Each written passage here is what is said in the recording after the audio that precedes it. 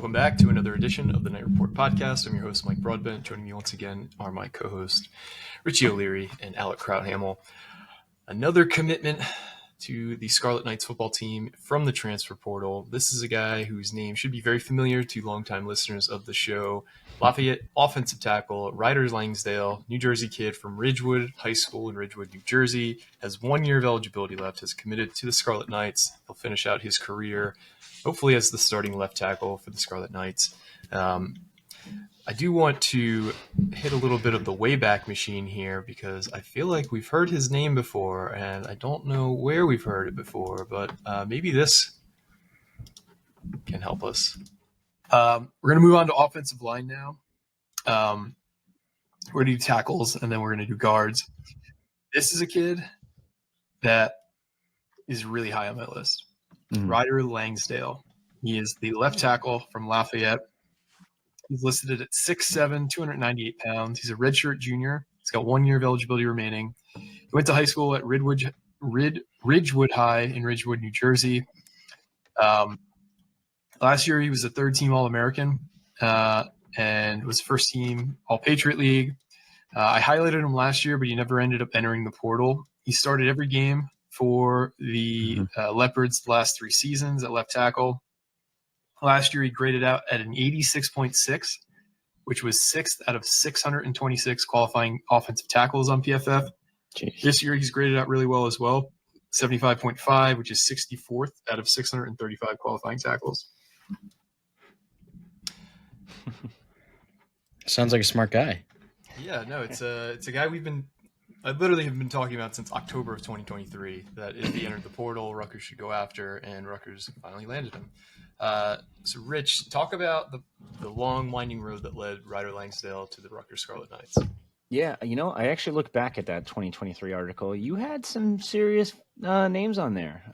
Joey Slackman, I think he ended up at Florida. Ryder Langsdale. Florida. This wide receiver named Daimir Miller. Never heard of him. I don't know where he came from. Didn't you have Jalen Travis on there too? Jalen Travis, yeah. There's a lot. And he got drafted. AJ Pena, one of the better guys in the portal right now, that linebacker. You did pretty good. So let's clap it up for Mike. But Langsdale, really intriguing kid. The kid we've been kind of wanting them to go after for a while, and they did finally. It sounds like he's going to come in. He's going to compete for the tackle spots. Is it left tackle, right tackle? Probably left tackle, I would assume, just because he's played every single game at left tackle for the past 3 seasons. Originally started out at defense for Lafayette and transferred over to offense after a year in and took over that left tackle spot and didn't give it up. And it was all Patriot League multiple years in a row, 2023, 24. Phil Steele does FCS All-Americans. I think he's the only guy out there that actually does that. And had him as All-American 4th team this past season. PFF grades are through the roof, number 87 offensive tackle in the country for between FCS and FBS, and then number 4 overall FCS offensive tackle in the country this year. So really talented kid. I think personally he's going to come in and compete immediately. I know people see his weight and already are shitting their pants on our boards. They're like, 298. He's got to add 20 pounds. And it's like, relax. Like, he's still 6'7". Like, he's still damn near 300 pounds. Let's just see what they can do with him. I know after talking to some of the people within the program, they're very high on this addition. They think that he's improved a lot athletically over the past couple years. And it just seems like a damn good get. And this is the offensive tackle that you really wanted to come in, someone that can not only come in and compete, but someone that could potentially be your starter. Maybe at left tackle, maybe at right tackle. We'll kind of just see how everything works out. Maybe it's automatically Ryder gets left tackle and he's just that impressive. And then you let Taj White and Tyler Needham battle it out right tackle or vice versa. So we'll kind of just wait and see how it all plays out. But this is a damn good get. Alec, what do you think of the pickup? Yeah, obviously a lot of what Richie said. I mean, they've been looking for a tackle for a lot of the offseason. I mean, a lot of the size obviously pops out when you watch him. He's not, the biggest, but he's very tall. He has long arms, which is good for his punch when defensive ends come at him. So I think that's a pretty solid addition. I mean, obviously, you hope that you bring in a guy with 1 year left who is one of the FCS All-Americans. You hope that he's going to compete for the left tackle starting spot. You're not going to bring a guy in just to have him be a death piece when you've already brought in a couple of other guys to tackle to do that. So yeah, I wonder how quickly it's going to translate when you're bringing in a guy in May as opposed to January before the spring even starts. So I guess we'll have to wait and see how that translates. Maybe it's a type of thing where, maybe he doesn't start initially, but then as the season goes on, he really gets up to speed in, with a Big Ten strength and conditioning and getting getting those reps in the Big Ten. Maybe he breaks through as a starter as the year goes on, or maybe he starts from week 1. We don't know yet, but yeah, I definitely really like this addition. Much needed tackle help. So now they have depth and now they have a potential starter. Not to say that, it's very easy to replace Holland Pierce, but when you bring in a guy who has that kind of size, it makes it a little bit easier to maybe not replicate it, but maybe try to get similar production. So yeah, it definitely shows out when you watch the film too, how big he is and how tall he is and how he can extend his arms in pass protection, things like that. So yeah, definitely much needed. Now they have a potential. I guess a potential starter at left tackle, and that's definitely big when you've been looking for one for a long time. So yeah, and Mike, you deserve your flowers for putting us onto this one. Thank you. Yeah, he's certainly got the length and athleticism to play at a high level. I do think the jumping competition is going to be stark.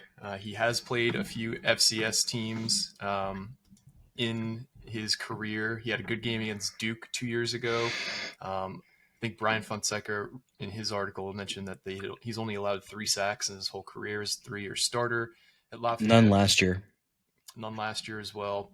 And this is a kid who, if you look at kind of how he got to where he is right now, there's still some untapped potential in my opinion, because as like a high school junior, he was 6 feet tall, grew 5.5 inches from sophomore to junior year. So he goes from like 6 feet tall to like 6'7", basically overnight. Played primarily on the defensive side of the ball, played linebacker and defensive line, goes into Lafayette, like Richie said, as a defensive lineman, gets converted to an offensive lineman and basically starts right away. So they clearly saw some, the tackle traits, and he's shown that he's, got the raw abilities. I think a guy like Pat Flaherty could have a huge impact because he does need to clean up his technique. But I do think, given his tools and his athleticism, I think he could potentially be a very good left tackle. Additionally, I think it was interesting. He entered the portal in the winter window, got some offers, and ended up coming back to Lafayette. Rich, I think you got some kind of intel as to kind of what was going on there. Yeah, so when he entered the portal originally, I think he got 1 or 2 offers. It was Middle Tennessee and it was Old Dominion, I believe, that offered him. But he drew interest from a couple of different Power 5 or Power 4 programs.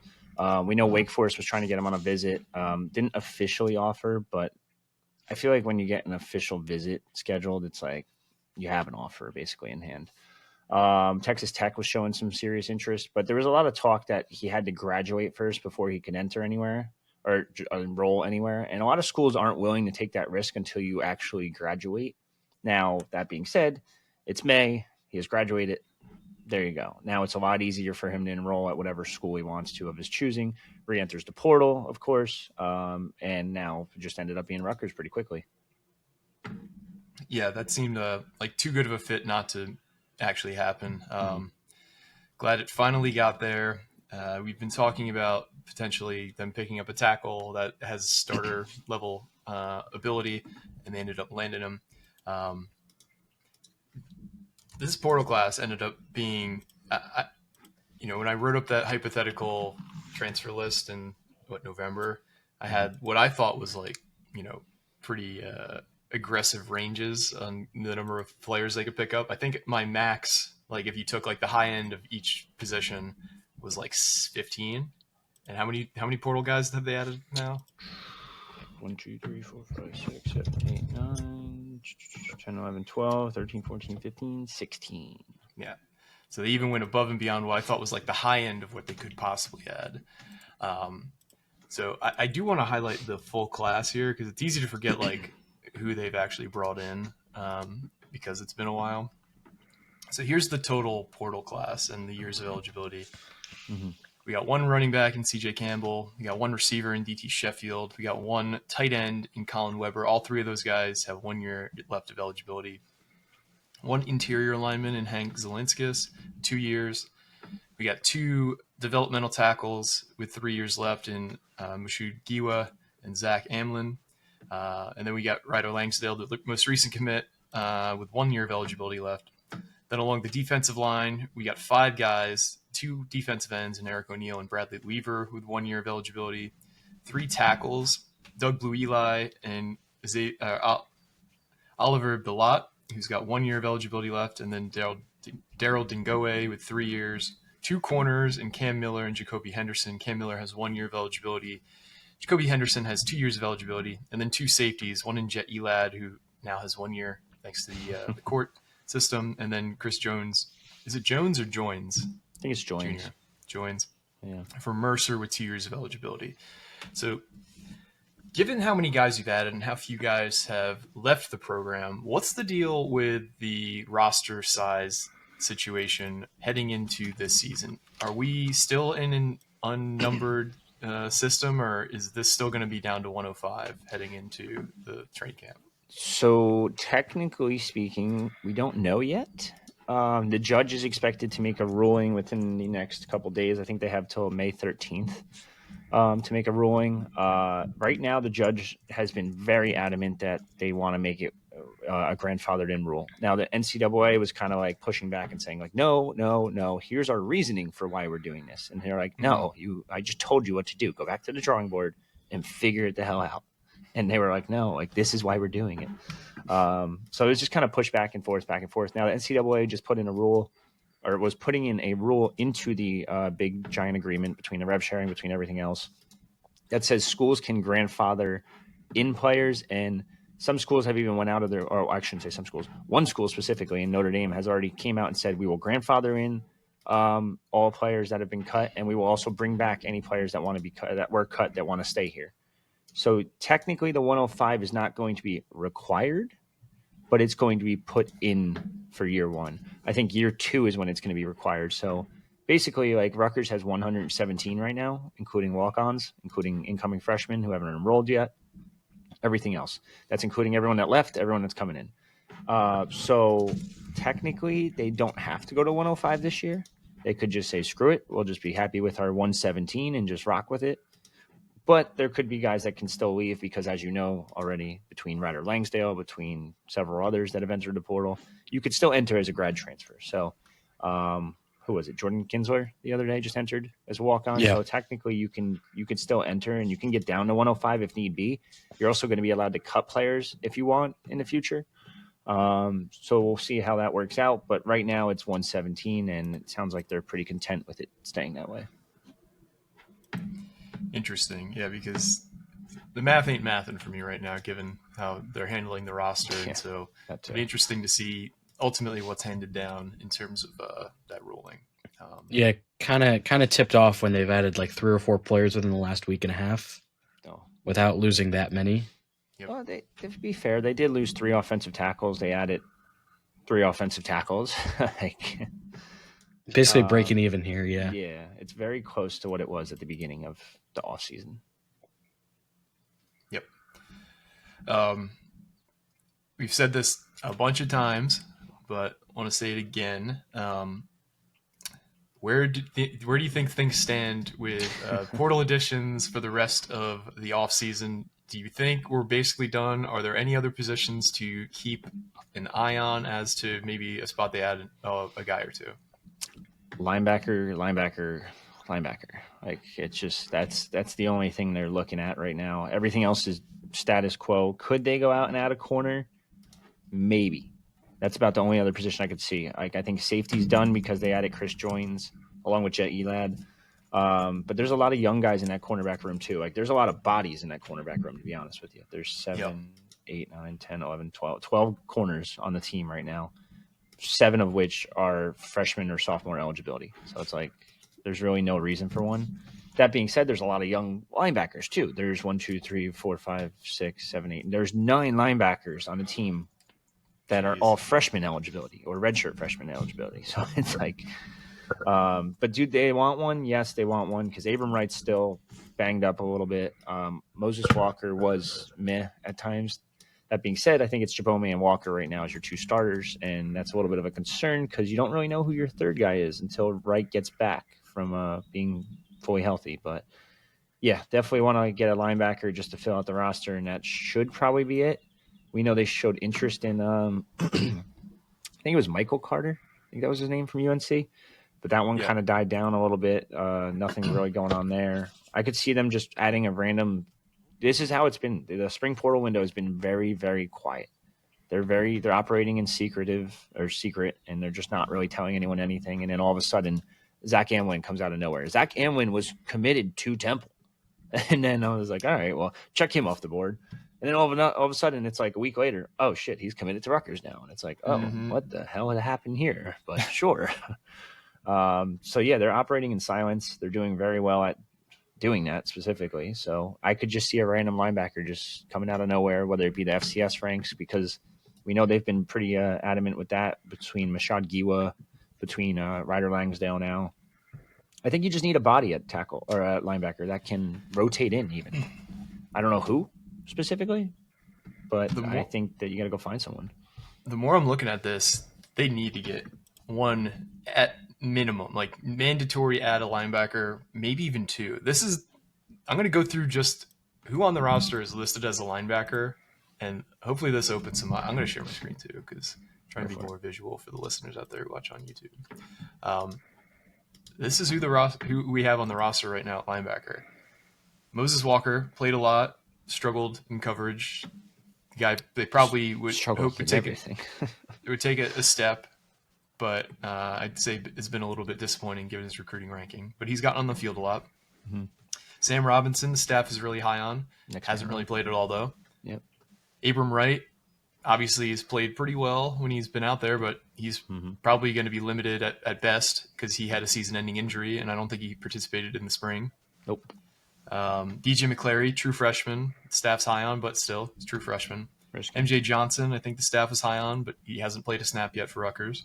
Isaiah Deloach, coming off an ACL injury, true freshman. Daryl Jabome, stud, Dog. Locked in, 100% starter. He's about as solid as you can count on in the linebacker room. John Insignia, true freshman. Talibi Kaba, coming off an ACL, true freshman. Sam Piloff hasn't played any significant snaps. I think he's played on like special teams. Yeah. Evan Ward, I think he's a walk-on. Liam Gilmore, walk-on. And that's it. That's the linebacker room right now. So I think it's mandatory to add one or two guys. Yeah. Kamara Archie comes in too, but it's like that's a good point. Another true freshman. Also true freshman, yeah. So it's too risky. You need at least a rotational guy. I think you can get away with like a Johnson Robinson like combo as your fourth linebacker if Abram Wright's healthy, but you still need Abram Wright to be healthy. Yep. And we know that injury looked pretty serious. We really don't know the details behind it. It could have been an ACL, it could have been an Achilles because it looked rough. Like it was definitely in his leg or in his knee area. It was non-contact too. That's the worst part too. So. Wasn't he trying to avoid a referee as well, or was that celebrating? He was part of the celebration against Minnesota. Okay, that's what it was. Yeah.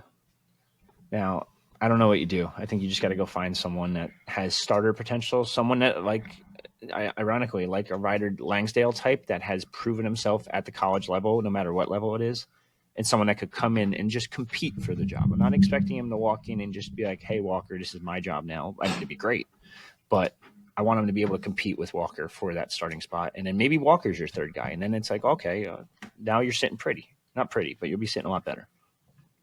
And just from randomly talking to some NIL agents over the last few months. And it's funny how people just start talking to you when you do things like this. But I do know that linebacker is one of the cheaper positions in terms of expected NIL salary.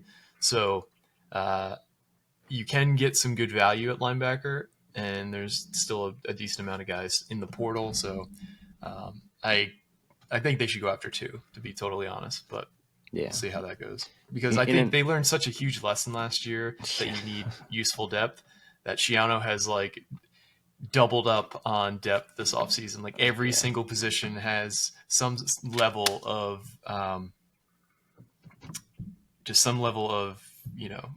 like significant depth that you can actually count on and play. Some redundancy at each position. I don't know why I couldn't think of the word. Sorry to cut you off. No, you're good. In an ideal world, you want to get these deals done before this whole deal gets approved from Congress and a judge and all that other nonsense, because they're going to be putting in a clearinghouse too, that every deal over $600 is now going to have to go through that clearinghouse, and they're going to have to prove that they're actually doing something for NIL. And it's not just pay for play. So in an ideal world, everyone's trying to front load deals and just try to get all the money out ASAP and just make sure you can get these roster additions on before this whole thing gets approved. So, and this is just my own opinion. I still don't think that ends up lasting. No. I don't think it will. I mean, someone's going to sue and be like, hey, here's your social media post every week. Like, yeah, someone's going to sue, and then the NCAA is going to lose in court for like the 8 millionth time in a row, saying like you can't dictate how much I'm worth or anything like that. Yeah, I don't think that's going to last. I don't think so either. But I think the clearinghouse will still be there. I just don't think it's going to stop anything. Like it's just going to be like, okay, post about XYZ restaurant every Monday at 7:00 or something stupid like that. But whatever. Yep. Anything else regarding the 25 roster before we talk some high school recruiting? Currently number 8, and that's missing the 2 new commitments in the transfer portal rankings per On 3, our new merger partner thing.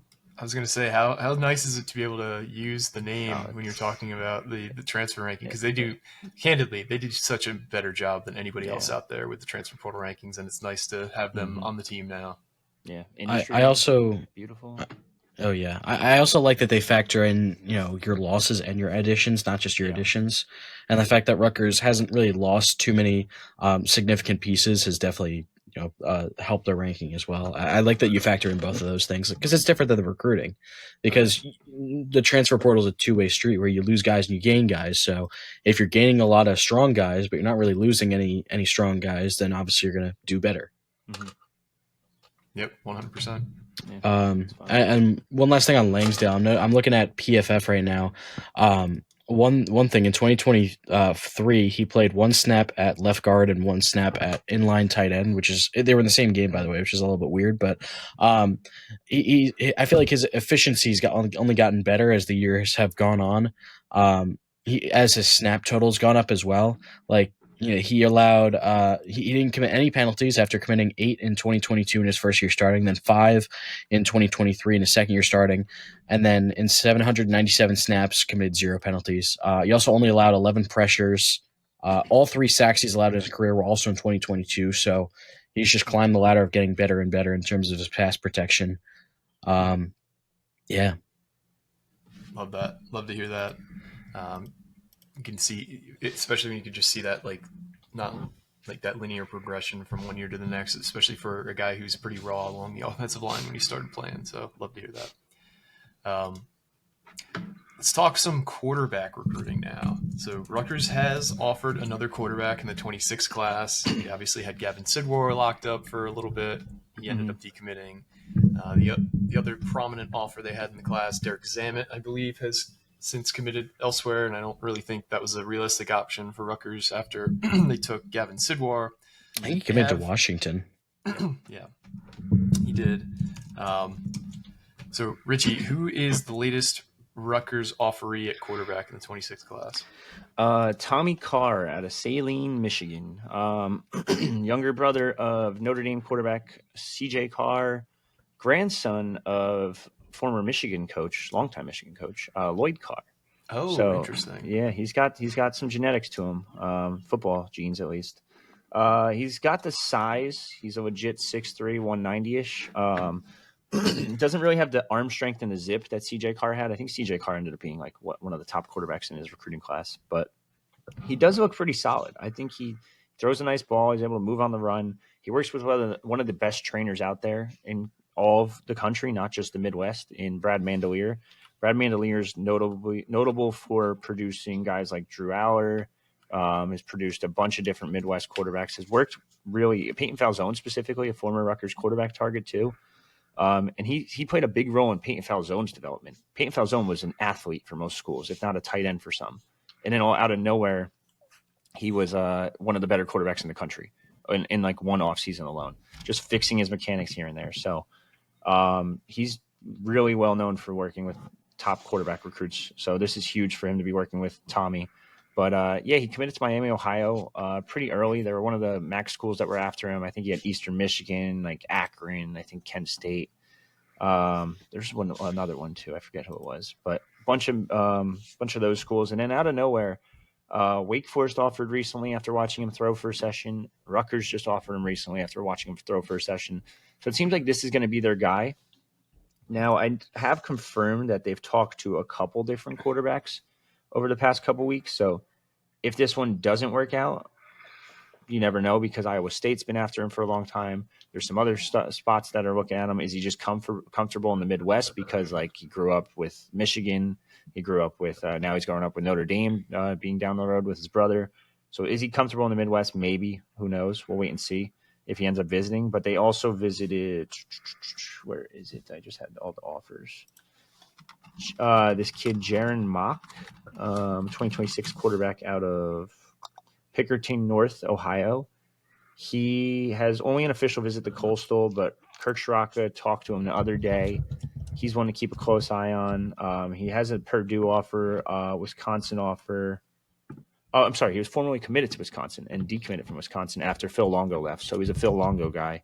So they're looking at quarterbacks. Like they want one in this 26 class. We've been pretty adamant that they've wanted one. So we'll wait and see if any of them end up visiting for official visits. But yeah. Yeah, and official visits are right around the corner here at the end of the month. And we will get into a big preview. I know a few of you have asked for some discussion around the official visitors because, PJ Carey recently lined up, or is it Preston or PJ? Preston Carey recently set up. Carey Jr., I think. So it's like. Yeah. An official visit to Rutgers, who is a high 4-star, originally from Long Island, I believe, playing down at IMG now, who it seemed, anytime a kid goes to IMG, you just kind of assume, especially from the Northeast, it's probably going for a big blue blood name program. I could think of a handful just off the top of my head. You have the Saab kid who went to Michigan and now Alabama. You have famously Jihad Campbell, who was at Timber Creek and went down to IMG and is now a member of the Philadelphia Eagles world champions. It's going to be so good for you guys. Howie, man, he did it again. Howie did it again. But usually that's the kind of story. So it's nice to get him on campus. We'll have the full list though, closer to visit day because there's new names being added seemingly every week. So yeah, one thing on that out on the boards too. Yeah. One thing on Preston Carey, the reason that kind of stuck out to me, even though, once again, like you said, IMG probably headed elsewhere. I think he has like Alabama and Georgia official visits later in the month as well. But he originally, before going to IMG, he was at St. Anthony's where he played with KJ Duff and Ian Strong. So there's at least a connection there. How much of a connection is it going to be worth when you have, again, Alabama and Georgia lined up for official visits? I don't know. So we'll have to wait and see. Well, I could tell you, considering his stepmom is a close family friend of mine. So, yeah, it's going to play a big factor. Yep. So stay tuned to the boards. Like Richie said, because you'll get that information right away. We'll talk about it on the pod eventually. But that is the pulse of Rutgers athletics if you wanted to get in on that.